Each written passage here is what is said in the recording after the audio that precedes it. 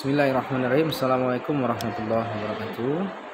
Alhamdulillah wassalatu wassalamu ala Rasulillah. Allahumma shalli ala Muhammad wa ala ali Muhammad wa ashabihi wa man tabi'ahum bi ihsanin ila yaumil qiyamah. Dan mudah-mudahan kita termasuk di dalam umat Nabi Muhammad yang nanti mendapat syafaat, maka selalu berselawat kepada Nabi sallallahu alaihi wasallam. Baik kawan-kawan, kelas psikologi politik ya, sebagai pengantar di perkuliahan kita tentang awalan dari perkuliahan ini. Kemarin kita sudah bahas masalah kontrak kuliah dan RPS ya. Saya akan menjelaskan sekilas tentang psikologi politik, apa itu psikologi politik, ya nanti apa yang kita kaji, kemudian apa kaitannya dengan psikologi, dan poin-poin penting apa yang bisa kita ambil dari politik ini untuk kita kaji, kita analisis dengan psikologi ya. Baik, sekilas mengenai sejarah psikologi politik Indonesia itu sebetulnya sudah ada sejak tahun 2000-an, itu sudah mulai ada ya, sudah mulai dikaji tuh di UI ya. 2004 itu sudah muncul bukunya ya, tapi kalau di dunia psikologi secara umum itu sudah lama ya. Nah,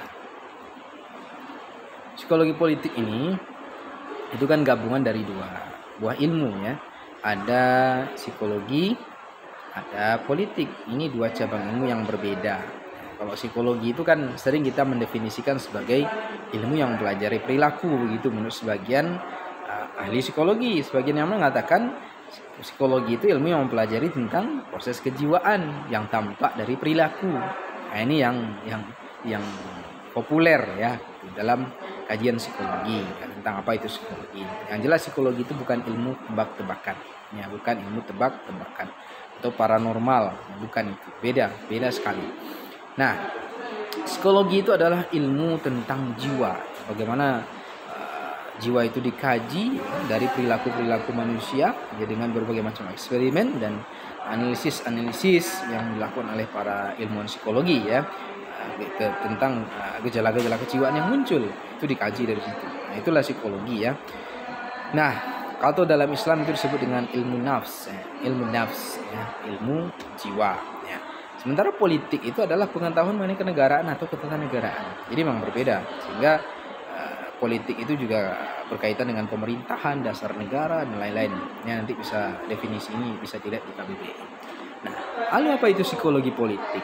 Psikologi politik itu adalah irisan atau interaksi antara psikologi dan politik. Ya. Terutama tentang bagaimana psikologi sebagai ilmu tentang perilaku itu dapat menjelaskan fenomena-fenomena dan gejala-gejala yang ada dalam politik ya, dan terutama tentang perilaku manusia, tentang sikapnya ya. Itu nanti maka teori-teori yang kita kaji nanti banyak teori-teori psikologi sosial ya, karena itu yang banyak berkaitan dengan perilaku sikap manusia dalam konteks sosial, dan politik itu berada pada konteks sosial, tapi sebagiannya itu berkaitan dengan kekuasaan, dengan pemerintahan. Sehingga perlu kajian psikologi juga tentang bagaimana mempengaruhi orang lain nanti ya. Media nanti juga akan kita kaji bagaimana hubungannya dengan psikologi ya. Nanti ada istilah framing dan priming ya. Oke, itu psikologi politik. Jadi psikologi politik itu irisan ya antara psikologi dan politik yang mengkaji tentang bagaimana perilaku manusia dalam konteks politik ya, serta gejala-gejala kejiwaan yang muncul pada konteks itu ya. Nah, psikologi politik itu berdiri sebagai ilmu sendiri itu sudah lama, sejak tahun 1997 ya. Ada buku diawali dengan sebuah jurnal ilmiah ya, judulnya Political Psychology ya, pada tahun 1977 itu, yang diterbitkan oleh Blackwell Publisher di Boston, USA ya, dan di Oxford untuk di Inggris itu ya. Nah, itu kemunculannya. Kemudian handbook pertama psikologi politik ini berjudul Handbook of Political Psychology ya. Ini muncul pertama kali ya sebagai rujukan ya, atau kajian-kajian psikologi politik dulu tertuang banyak di sini ya. Nah, kalau perintisannya ya berdasarkan buku yang saya baca, referensi yang saya baca, itu sudah sejak tahun 1930 ya. Di situ ada Laswell dari University of Chicago ya. Dia menerbitkan buku dengan judul Psikopatologi dan Politik.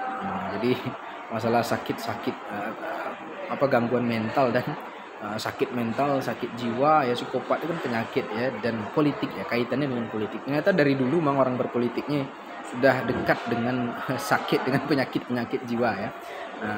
Dan dia dinobatkan sebagai founding fathers-nya psikologi politik ya. Oke.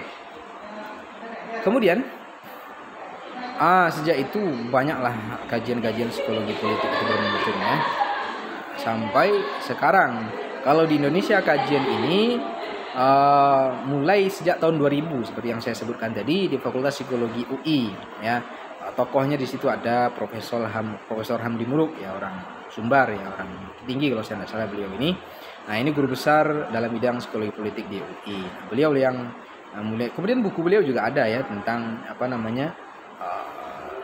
psikologi politik ya. Nanti kalau kalian searching ada beberapa buku tentang ini. Selain tulisan-tulisan beliau di media massa ya. Ya. Kemudian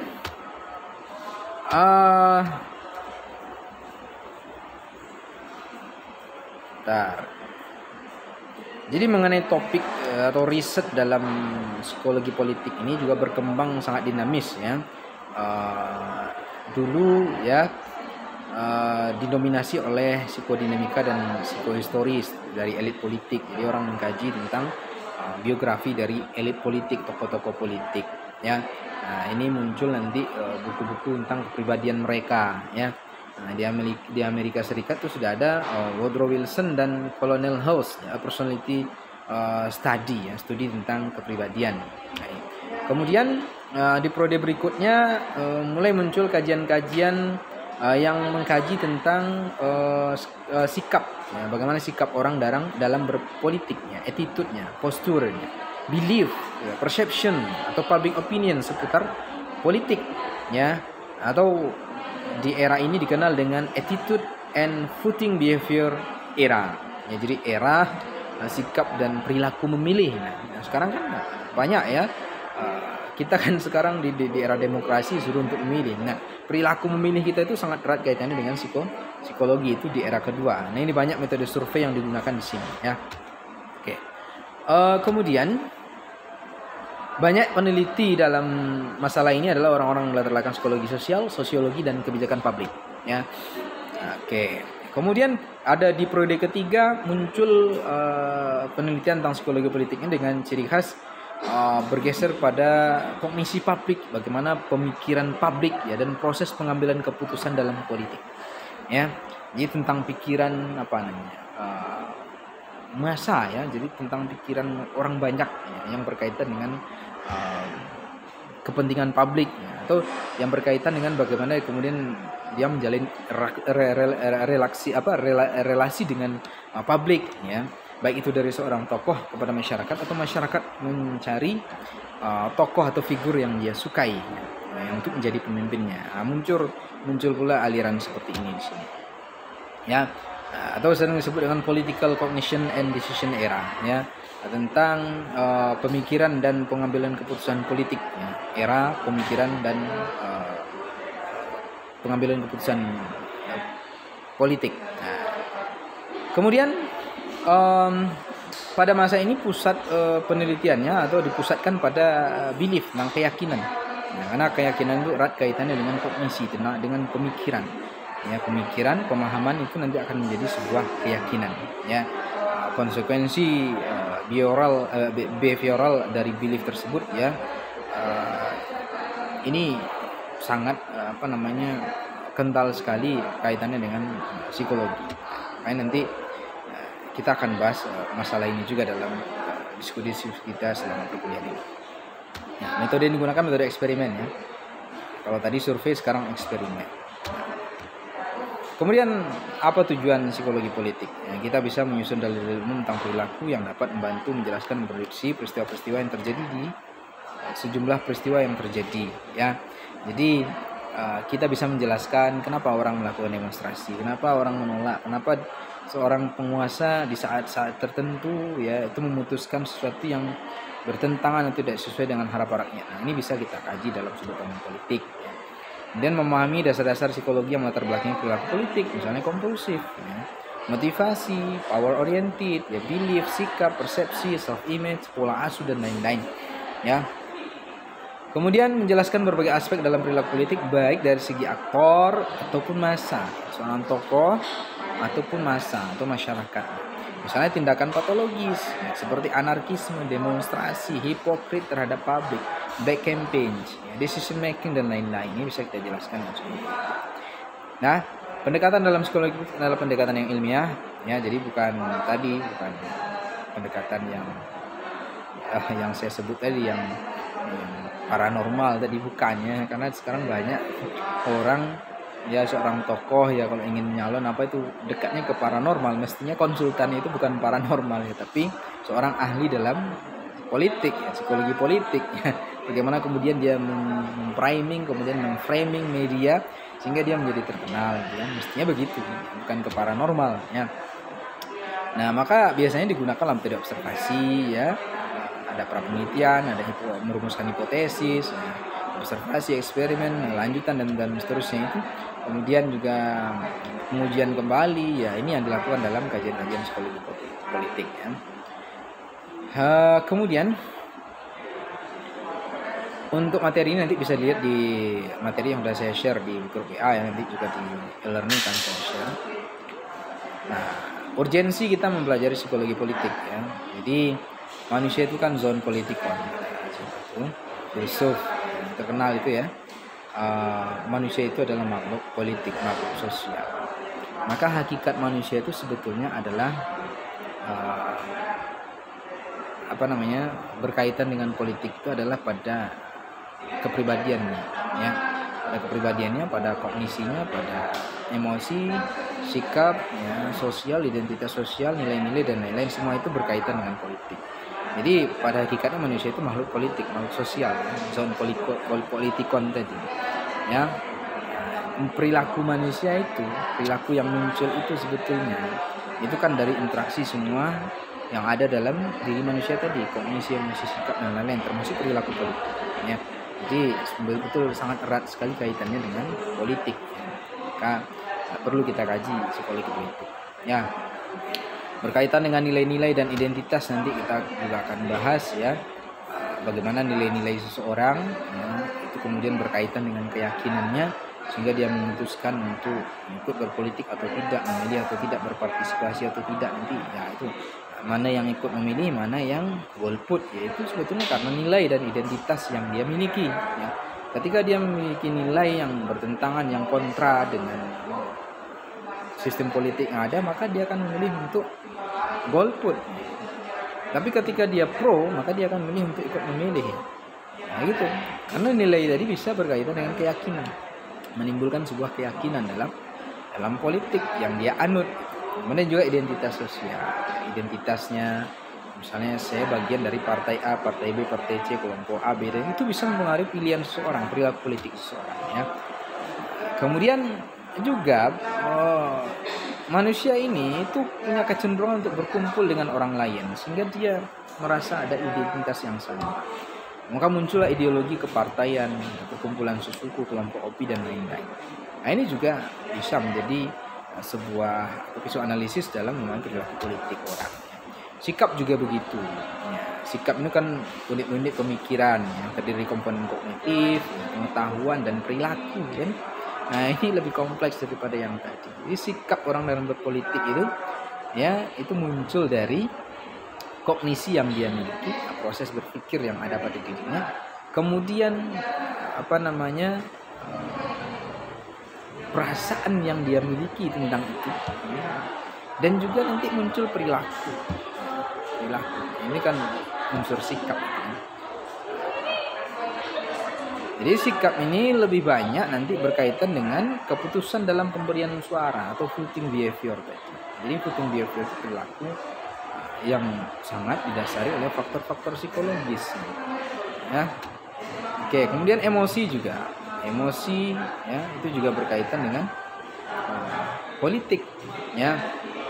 Nah, bagaimana kemudian orang kenapa rela mati demi tokoh yang dia usung, rela panas-panasan demi mengkampanyekan tokoh yang dia usung, padahal nanti kalau udah jadi pun misalnya mereka nggak dipertimbangkan lagi, nggak dianggap lagi gitu. Kenapa kok bisa Mengapa orang merasa tersinggung ya dengan ayahnya sendiri, ibunya sendiri atau saudara kandungnya sendiri? Karena tidak satu pemahaman politik dengannya, beda tokoh yang dia dukung, bisa tersinggung, bisa bercerai. Ini kan banyak fenomena seperti ini sekarang. Nah, ini sebenarnya bisa dijelaskan secara psikologis kenapa itu bisa terjadi. Masalah emosi, ya, emosi, ya. Tentu ini karena keyakinan politik yang dia miliki, ya. Bahkan dulu di zaman Gus Dur itu ada pasukan berani mati yang siap mati demi membela Gus Dur ya ketika dia mau dilengsarkan. Kenapa muncul orang-orang seperti ini? Kan juga ada faktor-faktor emosional. Padahal nggak ada hubungannya Gus Dur mau lengser atau enggak. Dia seperti itu aja hidupnya. Kita juga begitu. Udah berapa kali ganti presiden gitu-gitu aja hidup kita ya. Tapi kenapa ketika di masa-masa kampanye, masa-masa apa kita berbeda calon yang kita dukung dengan orang lain, kemudian ada di situ sentimen politik yang kemudian mengusik emosi kita, ya. Nah, ini kemudian juga nilai. Nah, nilai ini biasanya ini yang sering mencakup emosi yang kuat, menyebabkan munculnya emosi yang kuat, ya. Nilai. Nah, nilai-nilai yang kita miliki itu biasanya itu menjadi ukuran kita untuk menilai orang lain. Ya, kalau dalam politik, kalau sama nilainya dengan kita, nilai-nilai yang dianut berarti ini bagian kelompok kita nih, separtai dengan kita nih, seideologi dengan kita nih. Tapi kalau berbeda itu musuh kita. Ini karena nilai. Itu juga ketika orang sama, ada seorang tokoh mencalonkan diri menjadi seorang pemimpinnya, kemudian dia akan menilai itu apakah nilai yang dimiliki pemimpin itu sama dengan dia. Nah, ini juga kemudian menyebabkan orang bisa menentukan perilaku, bisa menentukan pilihannya ya, perilaku memilihnya itu berdasarkan nilai-nilai yang dia miliki tadi. Nah, begitu juga dengan nilai yang orang miliki tentang korupsi ya, kebenciannya terhadap korupsi ya. Nah, ini nilai ini sangat dalam ya, dan bisa menjelaskan bagaimana perilaku politik seseorang. Kemudian identitas sosial juga begitu. Oke. Nah, kemudian masalah kognisi ini juga berkaitan erat dengan politik. Bagaimana kita kemudian menerima informasi yang berkaitan dengan politik, kemudian kita memprosesnya, kemudian kita menginterpretasinya, kemudian menghasilkan sebuah keputusan dan membentuk sebuah perilaku. Ya, ini kan proses kognisi ya. Nah, ini bisa menjelaskan bagaimana kemudian perilaku-perilaku tertentu bisa muncul dalam politik ya. Oke. Jadi hakikat manusia sebagai makhluk politik itu adalah kepribadian. Ya. Jadi titik pentingnya ada pada kepribadian. Ya. Kepribadian itu menurut para ahli itu faktor psikologis pokok yang mempengaruhi perilaku politik seseorang. Makanya banyak kajian-kajian tentang politik ini ya. Itu banyak kajiannya tentang psikobiografi, mengkaji figur atau mengkaji sebuah peristiwa itu erat kaitannya dengan kepribadian seseorang. Karena dalam kepribadian itu banyak ya, ada emosi, ada sikap, ada kognisi, di situ ada attitude dan lain-lain ya. Nah, ini hakikat dari politik itu adalah kepribadian, dan kepribadian setiap orang itu unik, nggak sama. Ya, nggak sama. Oke.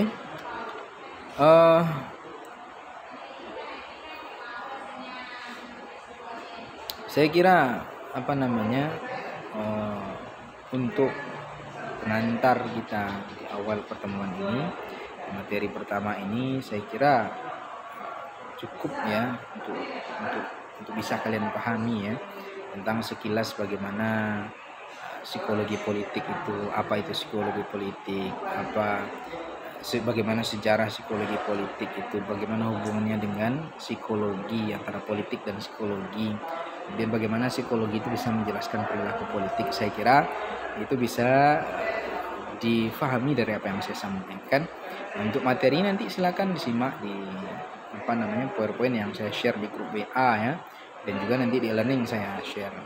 Silakan bagi yang mau absensi di e-learning itu sudah ada. Ya, nanti sebagai bukti kalian menyimak ini, nanti akan saya buat kuis ya tentang apa yang saya sampaikan dan dijawab ya. Itu buktinya, dan akan saya berikan nilai, dan ketua kelas hanya akan mengabsensi menganggap hadir orang yang menyimak tadi dengan menjawab apa yang saya sampaikan, dan jawaban tak boleh sama ya, karena pikiran kita tak sama, beda ya. Karena sudah kita bilang, saya sampaikan tadi bahwa setiap orang itu unik, memiliki pikiran yang berbeda, nggak sama. Kepala sama hitam isinya beda. Baik, saya kira itu saja ya. Terima kasih dan mohon maaf materi ini menyusul karena ya banyak hal ya. Perkuliahan kita rencanakan offline, ternyata online, dan banyak hal yang kemarin. Terima kasih kawan-kawan, dan bermanfaat. Wabillahi taufik. Aqulu qawli hadza wa astaghfirullaha li wa lakum. Innahu ghafurur rahim. Subhana rabbika rabbil izzati amma yasifun. Subhanakallahumma bihamdika asyhadu an la ilaha illa anta astaghfiruka wa atubu ilaik. Assalamualaikum warahmatullahi wabarakatuh.